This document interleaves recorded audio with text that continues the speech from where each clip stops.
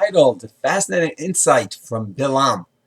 Bilaam goes ahead, he has an altercation with the donkey, and so many commentaries on the strange dialogue between him and his donkey. And one word that gets missed sometimes is he says to the Malach, Chatati, I sinned. What do you mean? What was the sin? What did you do wrong? So some say, oh, well, he hit the animal. That wasn't nice. Parades, he got angry. He was annoyed. Malbim says the sin was that it was clear that God was sending messages to him. And he just ignored them. He was callous. And he was lost in his own narcissistic world.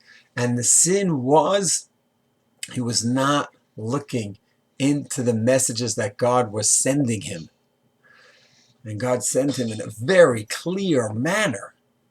The donkey, the loyal donkey, went off the road 3 times doing strange stuff. This is weird. Something must be going on.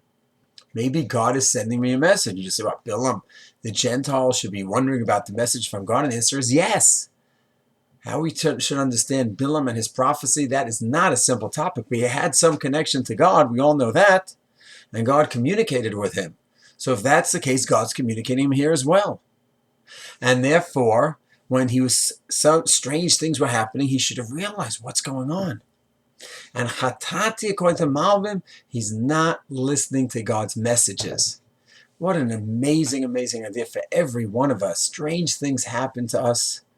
Altercations, issues that we're involved in that just never really happen in it. Just what's going on here? So we're having a fight with someone, an issue with something else, and like right away we dig in and we're pragmatic, which is good. We should always be pragmatic and try to figure out how to deal with our problems and challenges, not just roll over and die, of course. But in addition to that, what's the message here? So the Gemara in Brachot says, if you saw when something happens, you try to look into your deeds. Maybe you can understand what you did wrong and what the message is here from God. We can't always get it right and know what we did wrong and why God's doing this to us. We may not always understand it, but at least give it a shot. Make it an effort. In the best scenario, we'll have a bullseye. We'll hit exactly upon what it was.